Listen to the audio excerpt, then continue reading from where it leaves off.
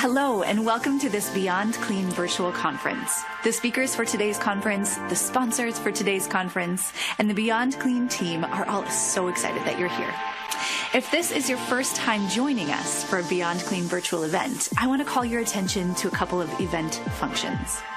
All of the windows on your event screen are movable. You can shrink them, you can enlarge them, you can move them, whatever you need to do to create the event feel that works best for you. In the upper right corner is a resources tool. Download conference sponsor information and the resources and links that your speakers have provided for you. On the bottom left, you will see a Q&A or question and answer tool. Any questions that you have for the speaker during each session can be submitted to them using this feature. Our speakers today will bring you a wealth of knowledge, and all of their information can be found in the speaker bio tool on the right side of your screen. Along the bottom are the icons for each of the windows as well. Clicking these will minimize and maximize each window. This will be an action-packed conference, and there will be 15-minute breaks between each of the sessions. So feel free to grab a snack, check on the dogs or the kids, assemble a tray, do some jumping jacks, whatever you need to do before joining us again. All right, thanks for that intro, Lindsay. Good morning, everyone, and welcome. I am Brett Norton with Beyond Clean, and I'd like to welcome all of you and thank those of you who are coming back to us for yet another Beyond Clean virtual conference. And also would like to extend a really warm welcome to those of you joining us for the first time. If you haven't been with us, this is going to be a good one. We've got a lot of great speakers, a lot of good information, and it's going to be a fun day. So thank you.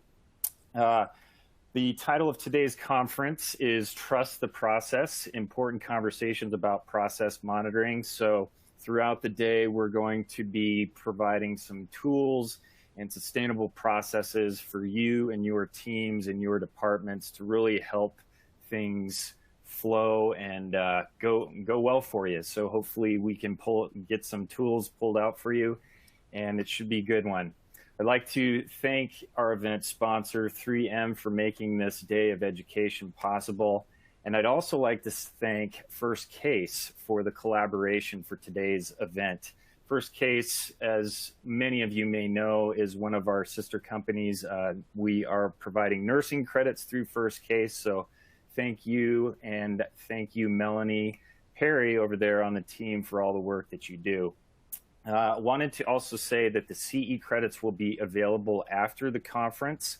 So as you get through today's conference, you'll be directed to a page that provides those, get you a quiz and also the certificates. So stay tuned throughout the conference. Make sure that you're watching each and every session, and then you will get your CEs.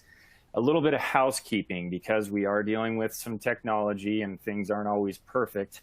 I'd like to remind everybody that if you have any issues with audio or video, often refreshing your browser fixes the issue. So just quickly refreshing it, and there you go. Things will usually correct themselves.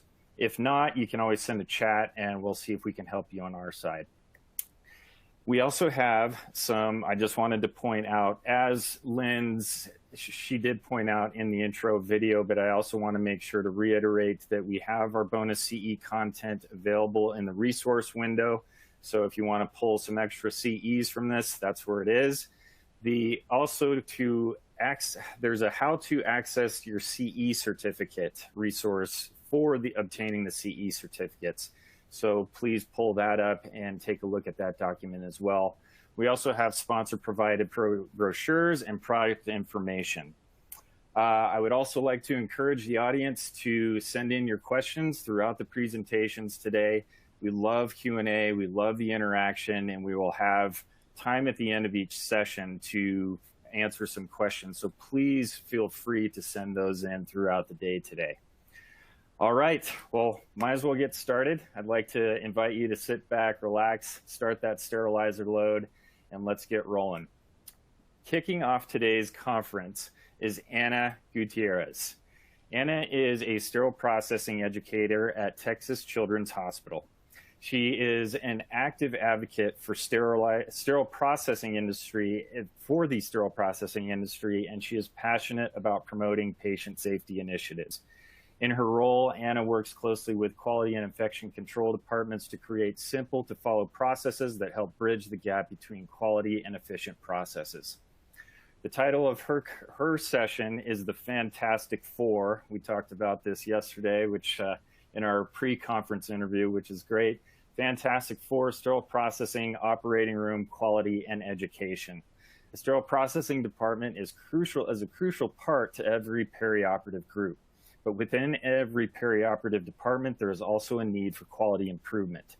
Anna will take a deep dive into how each department within the perioperative floor can help assess issues, develop quality improvement projects, and implement these projects successfully in order to create an SPD that is constantly evolving. So without further ado, let's welcome Anna. Thank you, Brett, for the presentation. And let's get started here. Thank you, everyone, for joining us this morning. Sometimes I understand it's a little earlier in some other areas of the world. So thank you for joining us this morning. So as Brett said, I'm going to be talking about that Fantastic Four team that you're going to help create in your hospitals. Sterile processing, operating room, quality, and education teams.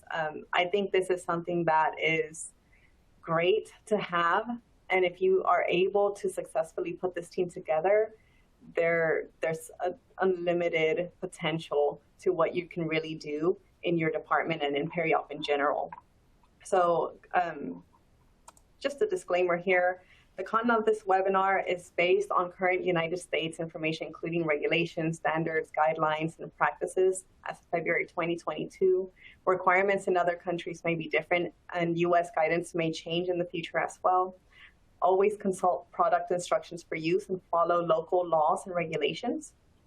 And this presentation contains an overview of general information and should not be relied upon in isolation to make specific decisions. So just need to put that there. All right, so a little bit about myself. It says 11 years here, but I just got to my 12th year in sterile processing. From my experience, I love sterile processing. In a million years that I think that I was going to be still in this field. You know, it's, went ahead and, sorry about that. Not sure what happened.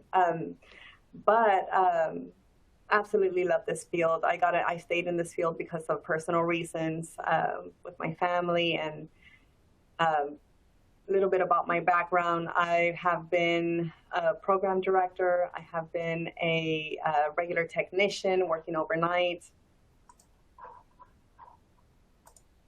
Keep on jumping. All right. And I've also now, as an educator, have been able to work really closely, like Brett said, with infection control and quality, and really get to the heart of sterile processing and get to know every area of periop. So just want to invite you guys to do the same. All right, so our learning objectives for today.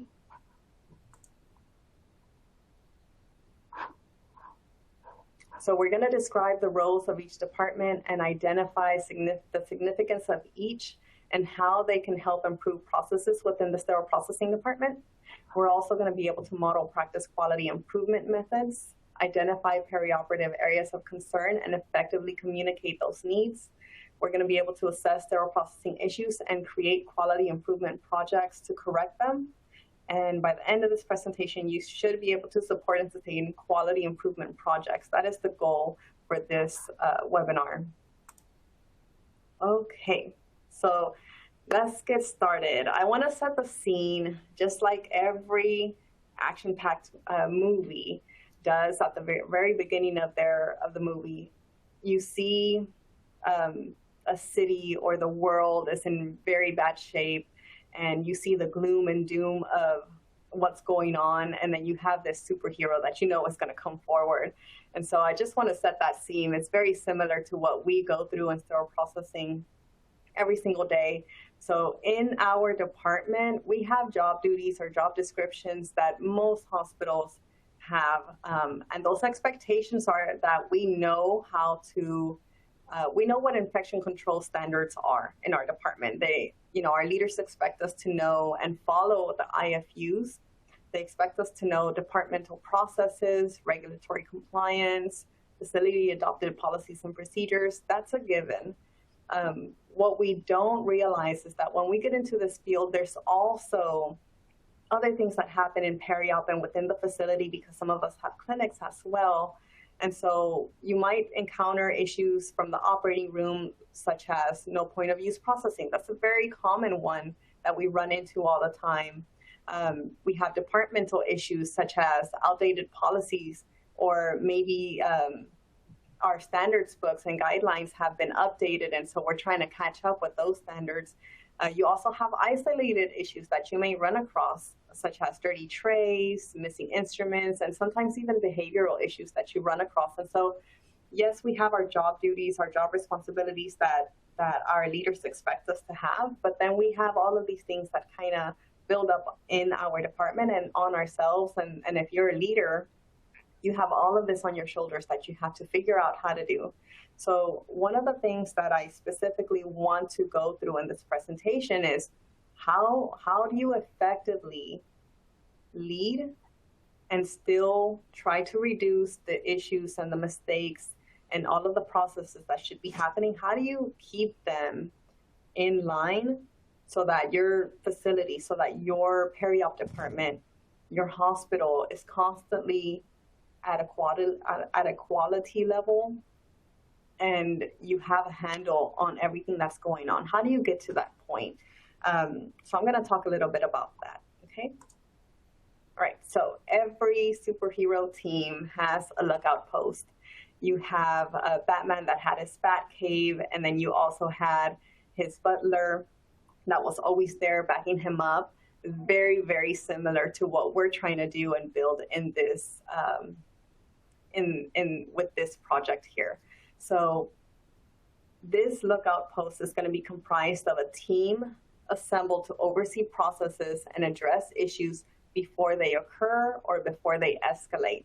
So you're putting together this team and you're putting together this process to help identify issues before they occur or before they escalate. The most common areas that need frequent review and observation are going to be your new hire onboarding. If you have a completely new hire, maybe they're straight out of school or straight out of the community, and they're coming into your department, and you have a tendency of just throwing them into the department, that can be a severe issue that you're running into. And if you're not properly onboarding them and you don't have that process in place, you may run into issues further down the road, maybe 2 to 3 months down the road, that you didn't realize. You're thinking, man, this new hire was amazing in the interview, but yet here I am. And so we're going to take a look at that and how, all these processes really affect the way that your department survives long term. New process onboarding. So when you have a new set, you have a new process, maybe even a new washer, you want to be able to onboard that process effectively. So how do you do that? Documentation of routine testing. Some hospitals may experience the need from switching over from paper pen methods over to a tracking system, and that is a huge undertaking. So you want to make sure that you have a process for that, but you have a plan for that. Cleaning processes and decontamination. Sometimes what I notice is you're in decontamination, you have a new hire, you put them there, and they experience the training from one side of from one person, and then they go to maybe a different side of the department in prep and pack, and they have a whole new preceptor there, and they're teaching them something different, taking them into decon and maybe explaining it a different way. And so you kind of see how if you don't have a proper process in place, it may deteriorate after a while. So how do you keep a handle on that? Hospital policies and procedures. Who's taking the time to review these policies and procedures? Are you included in it? Or is it just leaders higher up that are dealing with these? You have to have a process in place. And then your installation testing.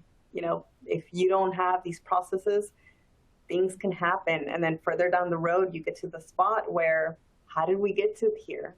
How did we get to so many errors? And why is the operating room so mad at me? So let's take a look at these. I put the disclaimer here at the bottom. Some of these agencies and associations expect us to follow some of the standards, and some of these things that I wrote on here, like the documentation, that's required. And so they're going to be looking at that and expecting you to have these processes in place before they arrive and audit your hospital. So how do you keep a handle on those? And who is your dream team? So if you didn't already notice from the title, I'm going to talk a little bit about who these people are. You have your sterile processing team, your perioperative or operating room team, your quality team, and your education team. Some hospitals may not have that. The point is that you have these 4 separate roles that are identified within your team, and you're able to set out your processes and really line them up to what the hospital wants them to look like. And it's going to be very different at each hospital on the way that you get to the process that you want. Maybe something might work better in one hospital. It might work differently in another hospital. And this team is going to help solidify all of that for you.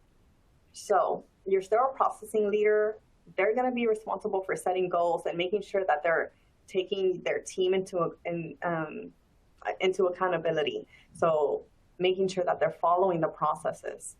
The operating room leader is going to do the very same thing on the operating room side. So that leader is going to help to hold people accountable, hold the processes accountable, hold themselves accountable, so that they're able to keep the process going.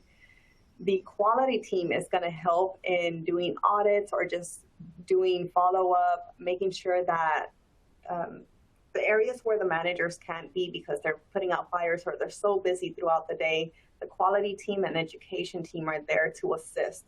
So that quality team is going to be there to do the audits and just check in on the departments and make sure that the processes are being followed.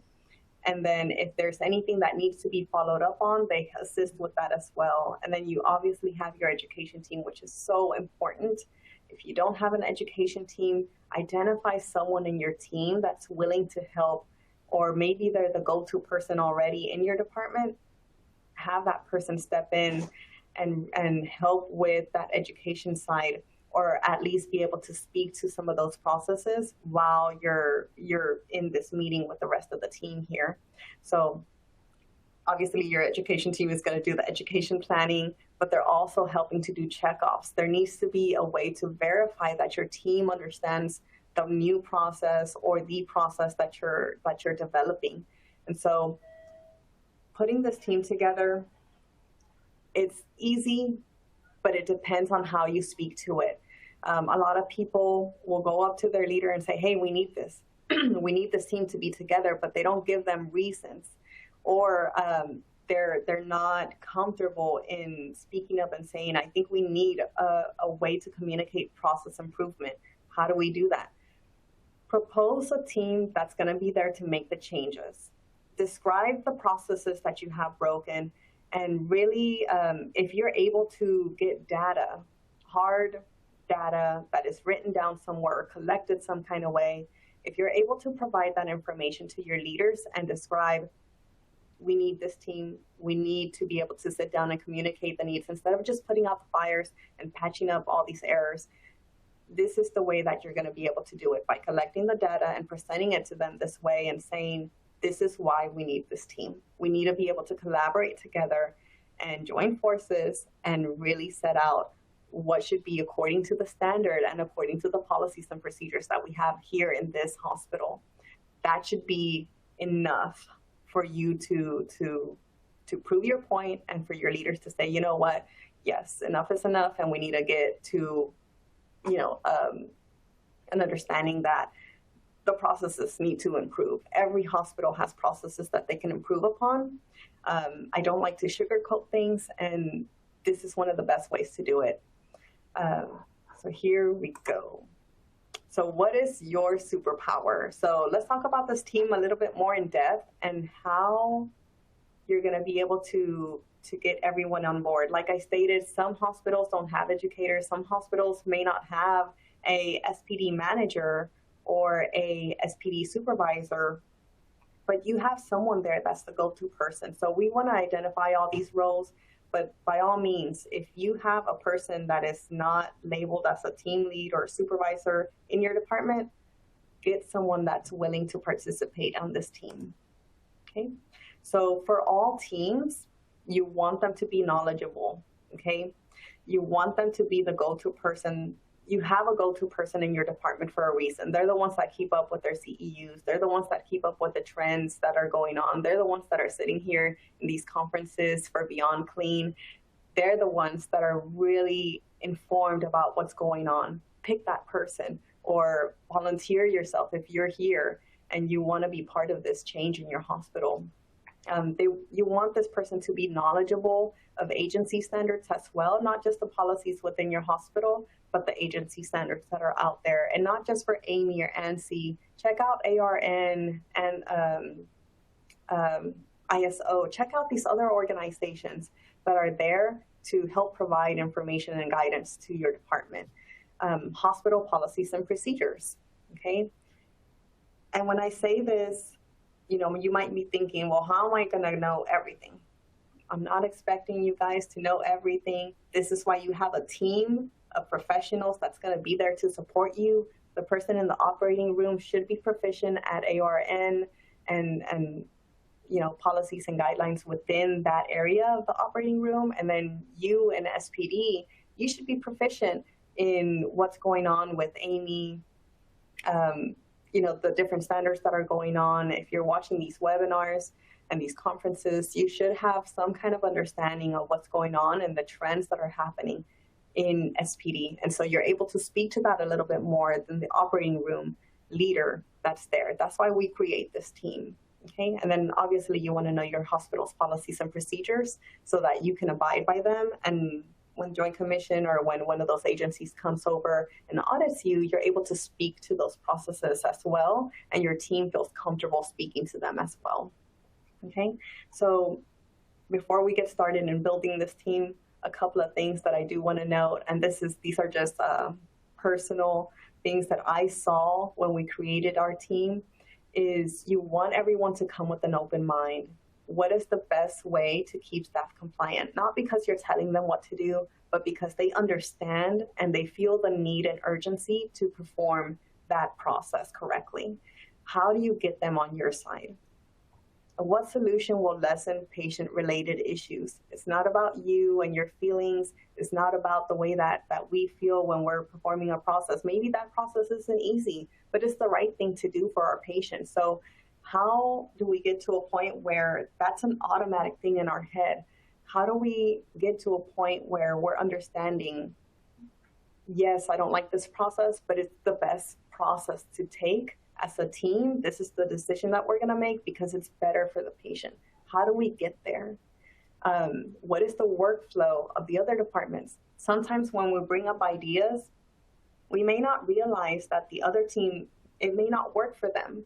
And so we want to come up with this team because we are very proficient sometimes in what we do in our department, but we may not realize that some of the policies, procedures, standards that are out there, we are trying to put in place, and we don't understand the other side's process as well. It may not make sense for us to put together this process for the other team that has to do the other side of the process. So getting this team together is going to help with that and understanding that. And then address issues that reflect, again, better patient care, no patchwork. And what I mean by that is don't put out a fire and continue on your day. Come to a solution that's long-term. Come to a solution that everyone agrees on. Come to a solution that's going to be better for the patient long-term, and you're able to really identify what the issue was in the first place so that you can correct it at the source. So a couple of things to keep in mind. I actually ran through a couple of these, and I actually told our team before we get started, let's make decisions, not because we're scared of what the staff are going to think of the new processes. Let's make these changes because they need to happen for our patient. And so, again, put this team together, Make sure that the decisions that are being made are not out of feeling and they're out of data that you collected or maybe information or standards that are best practices. And this is the best way to go. Okay. All right. So what do our specific roles broken down? What do they look like? What should they look like whenever we're building these teams? So the SPD and OR leaders, whoever you assign for those roles in your team, they need to be knowledgeable about your department's workflow. You want to be able to openly discuss these processes with your quality and education team and with the SPD and OR team together. And the reason I say that is because we may not understand what processes you need to follow, or maybe there's a standard out there that was updated in the operating room and we may not realize it, and vice versa. Maybe the OR doesn't understand that we have new processes, and that's why instead of 15 minutes, now we take 20 minutes for this new process, because there's a new added step that we have to now take according to the standards. So having this dialogue, it helps build your team to a level where they're now understanding why we do the processes that we do. When you're getting ready to prepare and meet with this team for the first time, keep in mind a couple of things here. So how are you recording incidences or breaks in the process? If you're, for example, I may use RedCap or I may use Microsoft 365. They have a really cool feature. They have the surveys or the tests that you can create on there. You can collect that. You have simple Excel sheets that you can use as well to collect the information and the data. Some tracking systems even have a way for you to collect all that information. And you want to remember, you're not telling on the staff or the person that did the errors. You're telling on the broken process that's in place. Maybe it doesn't even make sense and you're punishing your department or that technician, and it really is, it's accountability for the leader because they didn't take a look at that process correctly to begin with, and it's been broken all along. So how are you recording those incidences so that you can go back and say, well, let's take a look at this. These have been 3 incidences in a row. This is the data that I have collected so far. What are the similarities and what are the differences, and what can we defer from there? What can we infer from there? So ideally, how should a process flow? You want to talk about that.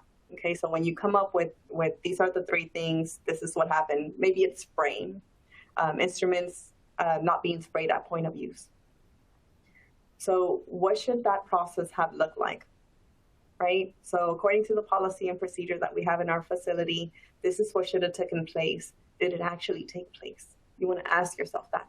What should have happened, and what outcomes should you have expected from that process to begin with? So is it that there should be an understanding with point of use spraying that it should happen 100% of the time, but does it actually happen? Or, are you expecting your team to, how do we manage these policies and procedures if they're not even effective? So what have you been expecting from your team? Okay. The next one, be ready to explain the rationale of the process. Sometimes as we're going through some of the errors that we may have that we identify within this group or team, there's going to be tons of questions, especially in the very beginning, because the other teams are wanting to understand why we do what we do. And the same thing, you ask questions to them because you're wanting to understand why they do what they do. And be ready to listen. Be ready to listen and answer questions from other departments so that you can all understand and come to an agreement. Well, that kind of doesn't make sense for you to do that because on our side, it doesn't really matter. Or maybe, let's say spraying, going back to the spraying. If there's a process of we're going to store this bottle of enzymatic spray in one area, and for the technicians upstairs in the operating room, it doesn't make sense because the drop-off location is in a totally other side of the building, it may not make sense to them. And so be ready to listen, be ready to ask your questions whenever you're with this team. All right, let's talk about quality. Quality is going to be responsible for the continual audits that are happening in periop. you want to have that responsibility shared with the education team, because sometimes you might be auditing more than just one area of the department. I do recommend that you try to narrow down the audits that you perform. For example, one week it may be enzymatic spraying, or 1 month it may be enzymatic spraying. The next month can be something totally different, positioning or anything like that. You want to make sure that your quality team and your education team are working together to perform these audits. And you want to keep records and trends of what's going on. How many times is it being performed correctly? How many times is the process being broken? And then come together to this meeting so that you can address the trends that are happening. What you're going to start to notice with these audits is sometimes you'll notice that it's just one person.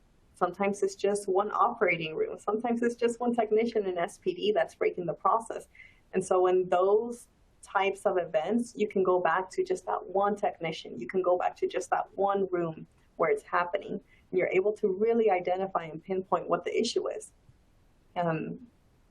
I can't tell you how many times I've heard of technician of, these blanket statements that go out, or the email statements that are just blanketing everyone in the department, and they don't understand, why am I getting sent this email? I didn't do this, but I know who did. And so you're able to really pinpoint and identify where the error came from, and do you need to speak to the entire department, to the entire periop team, or do you need to speak to just that one individual that maybe is not even understanding, or maybe they're brand new and they don't know what the actual process should look like. Whenever you have those isolated events, quality and education should be talking to that specific manager so that they can address, right? If it's now an issue with the entire department, or maybe all of periop, quality and education can then step in and create a project out of it to really make sure that everyone understands the process, and then provide options and solutions. So your quality team should be there to help provide some answers, right? They should be the person's quality and education. I'm going to say this very lightly, but quality and education may have a little bit more time to do some research, to dig into the standards. That's part of our role anyways. And so we can provide a little bit more information. We can help back up our leaders, our managers in the departments, because they know that they're running around in the operating room. Sometimes they're in the rooms themselves, or they're on the floor assembling trays because there's not enough staff there. And so we can help with that. And later on in this process, I'm going to give you guys an example of what the whole process actually looks like, so that you can really have an idea of what it's going to look like. Now, your quality team and education team, it started off as I wanted to help correct this, but I needed some of this weight lifted off my shoulders, and I wanted to put this team together. You can actually find later on, a couple of months down the road, that you're actually bridging those gaps between the operating room and SPD as well, because you now have this whole team and everyone's backing up each other, because we now understand what's going on. And that is nice to see as well. So education, what are their responsibilities, right? That's my role. Continual audits and periop, you should be assisting the quality team. Sometimes it's not even quality, it may be infection control, but you're helping in performing those audits and identifying some of those issues that are happening, or maybe even the good trends that are happening, that the processes are actually continuing, and you can enjoy those wins, right? So continual audits and periop, review audits with quality to assess the trends. If you see that there's been no errors, no dirty trays for the entire 3 months, for the entire quarter, you can then go back and say, hey, we need to celebrate. Let's celebrate, let's do something, let's do a raffle, let's do something fun for the team, because they have been consistent. But if you start to see that there's trends in the wrong direction, you can say, you know what, let's take a look back. Maybe the policy, something's up with the policy. Maybe something's up with where we place the enzymatic spray in the first place. Maybe there's a new hire or a couple of new hires that we just ran through their onboarding and they missed something. Let's take a look at each area and identify those gaps. Discuss options to correct. Again, your quality and education team are going to be there to help provide options. Sometimes a leader in SPD or a leader in the operating room, they have the tendency of wanting to fix or wanting to find solutions immediately. And that's a very good thing, right? That makes a good leader. They're able to quickly think on their feet, and they're able to do what they need to do to take care of that patient that one time, and they're taken care of.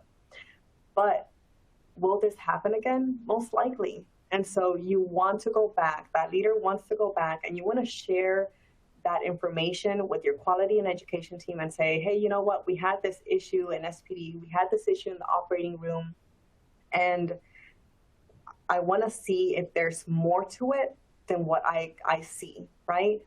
The leaders in SPD and the leaders in the operating room have a telescopic view of what they're being presented with right in front of them. The issue is right in front of them. And so it's very hard for them to kind of step back because they're just so busy and overwhelmed by the work that they have in the operating room and in SPD that they may not see the whole picture. They may not see the broken process. And so we need quality and education to help step in and help them see the bigger picture. Okay. And like I put here, they have a more aerial view. They have a more unbiased view of the issue because they're not in SPD. They're not in the operating room specifically. So we're able to have more of a wider, broad view of what's really going on with that issue. Okay. And then your education team, they're almost like party planners. They're going to help manage the projects. Just a little bit about myself. If anyone has ever gone to one of my kids' birthday parties, there is an itinerary and there is something going on. And if I have a performer at my kid's birthday party, I need you here at this time. And then 5 minutes later, I'm going to need you over here. All right, it's time for this. This is the way that the educator should be. You want to set up the plan, and you want to help lead the project from beginning to end with the help of quality, obviously, and the managers. But they're putting together the proposal for the project. How should this project flow? How should these events take place so that we get to the point where our staff are not compliant to our staff are doing wonderful and the process hasn't been broken in 3 months? How do we get there? The educator is going to help plan those events so that the education happens, the audits happen, the managers understand that this person broke a process. Let's hold them accountable, go back and do some education just for that one person. They're helping to manage that. Okay. All right. So you know the roles of each department or each leader that you placed into this team. You have now had this first meeting. So what do you do, right? So you're in the meeting and you're sitting in front of each other and you have no idea what's going on. You probably will not on that first meeting. Provide that factual data that you had been collecting with those audits. But if a manager finds something in the operating room, if a manager finds something in SPD, bring those forward. Don't shy away from the issues, and don't stay in the silos that we've all had, that we've all been in. We need to break down those silos, honestly, and we need to make sure that we're bringing all of these issues. Not a lot of people like to put out their dirty laundry out in front of the other departments, but we need to do that so that we can stay accountable to our own processes and make sure that we're moving towards quality every single day. So what proof do you have of the reoccurring issue? So I mentioned a little bit about the tracking system, Excels. You have audit forms. You can do pen and paper if that's something that you're interested in. Tracking systems have them. The audit forms and surveys that I was talking about, RedCap, Microsoft Forms, some of those are probably already available to you in your hospital. You just need to reach out and ask your education team or your hospital facilities team. Maybe they have information on how they audit already. And then each hospital must have, it's one of the requirements, they must have an incident reporting system on how they manage incidents. So slip and falls, all of those things. There's probably already a way to track, and you just need to collect the information from them. Infection control and quality might already have that information for you too. So collect the data, bring it forward, and come to this meeting. All right. Bringing your team together and making sure that everyone is aware of how to discuss and how to communicate it. So let me start here, and then I'll come back to one thing. So you want your team to be inclusive. That means that you want your team to feel, you want them to feel like they can bring up any issue and not be attacked, okay? Each team member needs to have a voice. If you don't have a leader in SPD and the only person that's responsible over them is the OR manager, that OR manager needs to assign someone from SPD into this team so that they have a voice, so that they have an opinion, and it's not just one-sided. Each leader should communicate effectively. Pick a person that's going to be able to eloquently speak to these events and not speak out of frustration, not speak out of emotion. Okay? Each team member should be able to make well-informed decisions, right? We all talk about, being able to make the decision on the fly and being able to be empowered. You want to empower your team. Here you go. You have this team now. Have this team member make well-informed decision and allow them to do that, right? You're not going to make the decision on your own, but they should bring up those ideas. And at some point, they're going to have an idea that just triggers and says, that's a great idea. We didn't think of this before. And so allow people to be inclusive in this team. And then you want to focus on certain things. Create a priority list. When you come up with this team, and I can probably see a few of your faces right now, and you're thinking, we have a lot of issues in our hospital. Like, where do I begin? Where do I start? Okay, get a list together.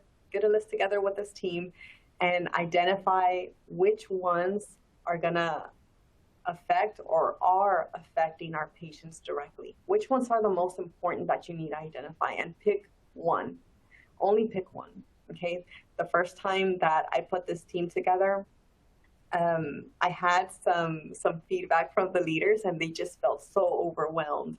And so what I told them is, you're not doing this alone. I am not expecting you to do this on your own, because they quickly wanted to jump. You know, they had that manager mentality. I have the same thing too, where you tell me something's wrong and I want to fix it right then and there for you.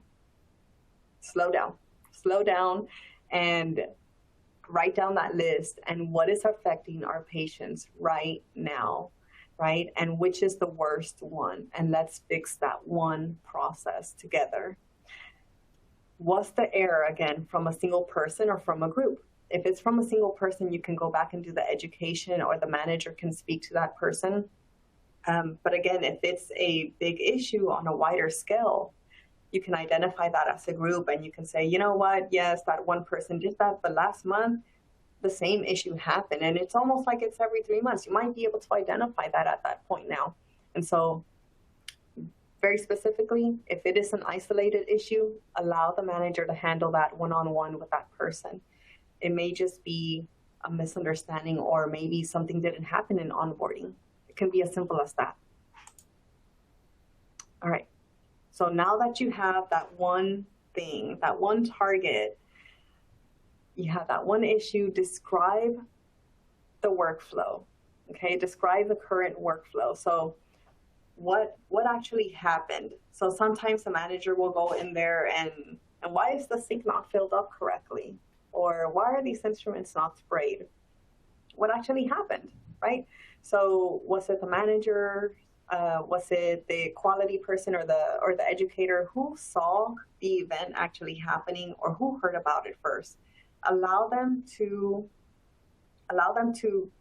really go back and explain what actually took place, the way that they understood it, and then make sure that if it was word of mouth and the incident, you didn't have a chance to actually observe it while it was happening, make sure you go back and you're able to capture all sides of the story, right? You wanna take that into account. Describe what the workflow actually looks like, okay? And I think I said these a little backwards. So one of them, describe what actually happened. The next one is describe what it should have looked like, right? And your leader in that department should be able to speak to that. So yes, this happened, this incident happened, but how should it have gone? How should the process have gone, okay?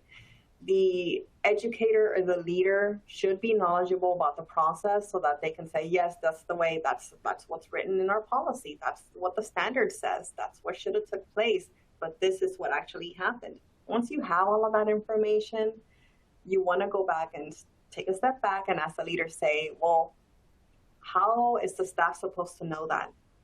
You know, if it was a standard that they broke, or if it was a policy that they broke, are the policies even available to the staff? Do they know where to go online on your hospital's website? Or, you know, if it was an IFU, do they have an area where they can go and look up IFUs? Is there a binder with the IFUs? Where's that information for the staff, right? And what you're going to quickly realize is that you have probably a lot of gaps that you could have prevented in your department, and start there. Start there. Don't start with the staff and saying, oh, well, the staff should have known. Let me write them up. Don't go there. Start with what are the gaps that we are accountable to as leaders, as educators, as quality people. There should have been resources for our staff so that they could have known, right, where to go to. And then describe how the processes are reviewed periodically. If it's education, was that education performed during onboarding? Was it really? And how are you for sure that that happened? And then periodically, how was that process periodically reviewed? Has it ever been reviewed? You know, when certain products change up their IFUs, who's the person responsible for providing those updates to the IFUs? Do you really know, right? So you want to be very careful with that, and you're going to quickly, again, identify that you have some gaps that should have been in place in the first place for your team. All right, and then leaders, you want to describe what your goals and expectations are. So once all of this is resolved, once everything is in place, what are your expectations? You know, I expect 100% of the instruments to be sprayed because I have now level set the playing field for all of my staff, right? Set those kind of expectations. Little bit more on, you know, how do you get to this place? And you've identified the gaps, you've identified the actual source of the error and why they're continuing to happen. Quality and education team are going to step in and say, you know what, we can do this, we can try this, right? We can go into the policy or the procedure, and we can make sure that everything is laid out and there's no confusion as to anything. Modify solutions together to fit best practices, your culture in your hospital, and efficient and effective work processes. Again, you have your team or your group there that is going to help you find solutions to fit everyone's needs, right? You may have a culture that maybe you're in a children's hospital, maybe you're in geriatrics, you know, just depending on what setting you're in, you may have different processes that you need to follow. And then remember that every single process needs frequent review to sustain results. Not every solution is perfect, right? Not every solution is going to be liked. Not every solution is going to be easy for the team to perform. But again, is it the right thing for your patients? And so you want to identify any of those solutions and then modify them all together to fit your hospital's needs. And then remember that every single process, you're going to need to follow up on it eventually. You're going to need to sustain it over and over again. Sometimes I hear from other educators, I can't hold their hand. I can't constantly tell them that they're doing something wrong. I can't go back. These are adults. But yes, you do. That's your role. You're an educator. You should be continuously educating them, holding their hand and making sure that they understand the process from beginning to end. That's what we're here to do. If you are not passionate about it, then you're not setting the standards for your staff to truly understand and want to do the process correctly, right? So you should be passionate about that. And then last thing, focus on the process and bringing your staff back to compliance. Most of the time, what I've seen is it's not the staff, it's the process that probably should have never been that process to begin with. There should have been a better solution to it, or it should have been built better. But again, you don't get there, you don't get to all of these issues overnight. And so you're not gonna get to these quick, fast solutions overnight either. You need this team to really help offset that and take some of that weight off your shoulders so that you can have a very consistent process for each thing that you want to perform, or you want your team to perform, okay? And then your action plan, what do these solutions look like, okay? Your solutions should include a review of your current standards, your current policies, your current procedures in your facility. There should be an announcement coming from your leader of the expectations. It can be a simple email. It can be a simple communication in the staff meeting saying, hey, we're gonna have an in-service next Monday, next Friday, and this in-service is gonna be about XYZ, and I expect everyone to be there. I expect everyone to really pay attention. And at the end, my goal is that blah, blah, blah, right? If your leader is not advocating for the education to happen, then how can the staff want to perform, right? Education is the next step. So the educator has prepared the education. The announcement has gone out from the leader saying that there's going to be education taking place. That education has now taken place. The next thing to do at the end of the education is a checkoff. How can you prove to your auditors and to your team that everyone understands the new process or the education that just happened? How can you prove that, right? Sometimes that's a requirement that we need to show Joint Commission. How did they learn this? Oh, it's happened during onboarding. Has it ever happened again? They've been here 30 years. No, right?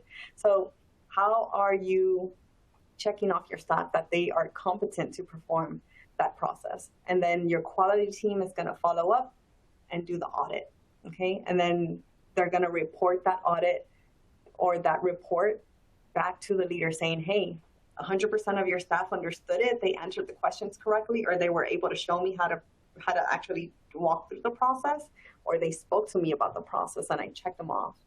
How does that look like for your hospital? And then managers are going to address uncompliance one at a time, one-on-one, right? Once you do the education and you do the test or the audit, however you want to perform that, your manager, you're going to see maybe one-offs, right? Or maybe one person wasn't there, they didn't understand it, or maybe one person didn't do so well on the test or survey that you provided. The manager or the educator can go back and help that one person. And then once you're there, you should be at a steady state. You should be at a point where you level set the playing field and everyone understands exactly what to do. All right, so here is an example. I used one of the most common ones, which is lack of point of use treatment or the spraying on the instruments. So here we go. All right, so the issue was identified, okay? So you walked into the room and there was no point of use spraying and decontamination, okay? The technician notified the manager, or maybe they audited in the tracking system somehow, and we now know that this is a trend. So the sterile processing department identified that there was an issue, no spraying, okay? The next one, the tracking system was able to collect that data and provide a quality feedback report on that event. So sterile processing, that leader's goal is point of use treatment should happen 100% of the time, because if we get audited, we want to be able to say, yeah, look, it's sprayed, it's open, it's here. It's got the enzymatic on there. That is the SPD's goal. The operating room goal, on the other hand, is they want the staff to be educated and compliant. So they want the staff to be able to perform point of use treatment in the operating room, right? All right, the rationale. Why do we need to do this? Because if we don't do this, biofilm will start to form, and there's extended reprocessing times that we now have to meet, okay? Quality is gonna be doing the audits and identifying, how did we get here? What happened? What exactly happened? Yeah, we know that the instruments didn't get sprayed, but how did that happen? So quality is going to go up to the operating room. They're going to do a few audits, and they identify now that only room 5 and room 8 on second shift are the ones that are non-compliant in spraying. So enzymatic is and enzymatic spray is located in all areas. So it wasn't that they didn't have the product. It's just that room 5 and 8 on second shift didn't perform the spray. So the first meeting is going to be, let's review the facility's policy and procedure, find what's going on. Here in this meeting specifically, they find that there's no clear explanation of the roles. It says the scrub person, and sometimes there's not a scrub tech in the room during surgery. Sometimes it's just the nurse, right? And a circulator, which is another nurse. And so everyone assumed that the scrub tech should be doing it, but if there's not a scrub in the room, it's not happening in room 5 and 8 on second shift, right? What happens next? The announcement, we identified what was going on, so now we need education. The announcement to the staff is going to go out from the OR leader explaining that there's an upcoming education on spraying. In the in-service, they're going to provide staff a clear explanation of the roles and what should happen, what that process should look like. There's nothing that's going to change on the policy. There's nothing that's going to change in the standards or anything like that. It's just going to be a description of what the policy is stating for the staff. And then there's going to be a 5-question checkoff at the end of that in-service to ensure that the staff really truly understand what that education stated. The education is going to provide those results of the test to the manager, and they're going to identify if someone maybe didn't do so well, or maybe everyone did well and they now understand. Quality is going to follow up behind that, and they're going to do an audit to say, hey, everyone's doing it consistently. There's no issues. I'm talking to the staff, and they're telling me that everything is perfect, that the process actually flows and everyone now understands. Quality provides that audit information to the manager, and managers address 1 or 2 non-compliance because they missed the in-service or they didn't get the education, or maybe they were a new hire. And then you're finally at that ready state. This is going to take time for you to achieve, but it's going to be consistent and long-term time where you're going to be in this steady state. If you're consistently doing and auditing, and your managers are holding people accountable, and your team is holding each other accountable to those processes, you're going to stay in that steady state, hopefully, and then continue the routine auditing just to ensure that everyone is understanding, okay? So one of my last slides, in fact, this is my last slide, every single process and person needs frequent review. This team is going to help solidify that. And it's not going to have, all of this on one person's shoulder. It's going to be shared with this team. A single missing piece to a process is a risk to patient safety. If one team member here does not agree, or maybe doesn't follow up and do their part of this project, it's not going to work. And then the issue is usually a process and not the staff. Focus on the process, not the staff. Okay, that is all I have for you guys today. Thank you very much for having me. Anna, thank you. That was wonderful. There's a lot of good information and good clinical experience from your side to pass along. And I think that we could probably talk about this for hours. And I really do like how you focused on the dream team, because when departments are siloed and they're working separately, it just, the engine isn't there. The engine's not running properly.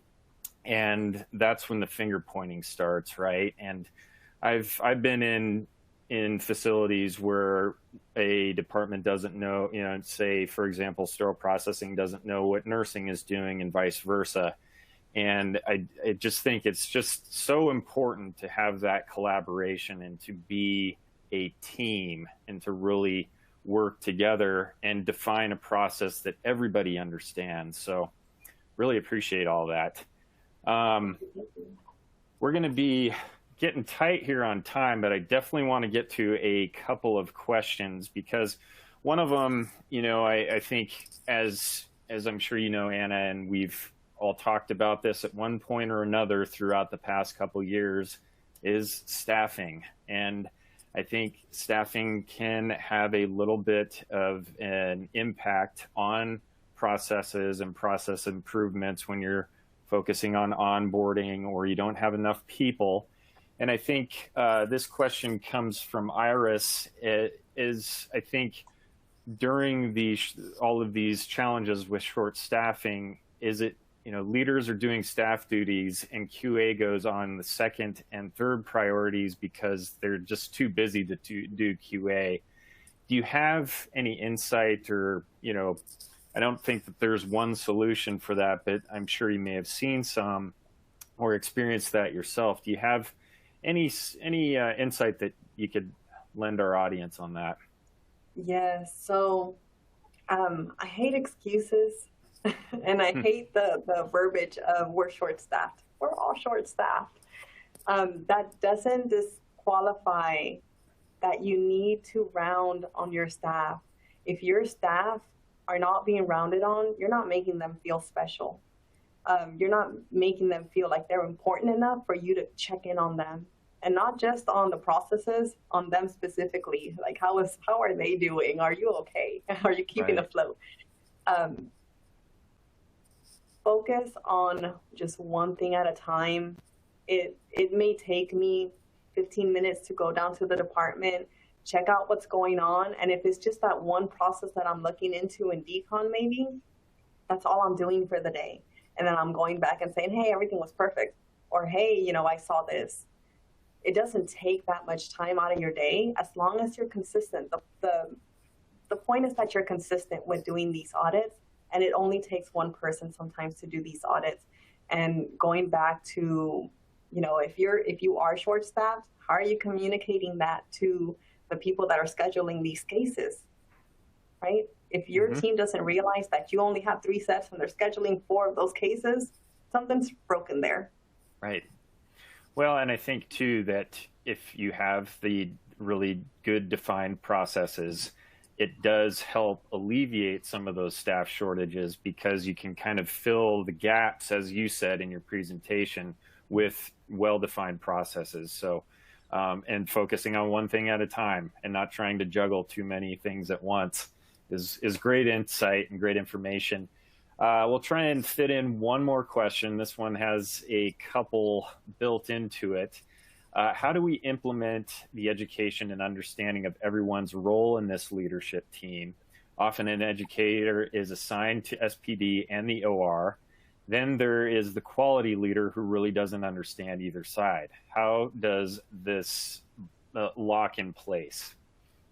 I had an epiphany last night on this. So our good quality timing. teammate and our quality teammate and myself, we share an office together, which is why you don't see me in my office today. But we share that office together and we share all the information. I've been able to learn so much from her, and she's been able to learn, I hope, so much from me. And I would make it a point to stay confined in one room for a certain amount of time. If that's possible in your facility, go for it. Share that space. Maybe you have a conference room where all of you guys can work together for a certain amount of time until you build that rapport with each other and really share that knowledge. This meeting place or this touch point of this team together is going to help facilitate that eventually. It might take a couple of months, but you're going to get there because you're now sharing that information. As long as everyone is identified as a role. So like I said, if you have an OR manager that is in charge of SPD, that OR manager needs to identify someone else for the SPD leadership role or educator role. You cannot have the same person trying to advocate for all parties, because it's just not going to work and it's going to be one-sided. Great. Well, I think we are at time, and thank you for that answer. That was wonderful. Really appreciate you joining us again today, Anna. It's been a pleasure working with you throughout the process once again. Great to see you again. And for anybody that has any questions outside of today's presentation, if you'd like to reach out to Anna directly, please feel free to do so. She's available on LinkedIn, and also her bio and information is on the right-hand part of your screen. So please feel to reach out. We've got a quick break here coming up, so grab some coffee, grab a quick snack or whatever, and we'll see you in about 10 or so minutes. We went a little over, but I felt these questions were pretty important to address. So thanks again, everybody. We will see you very shortly. Thank you, Brett. Thank Bye. you, everyone.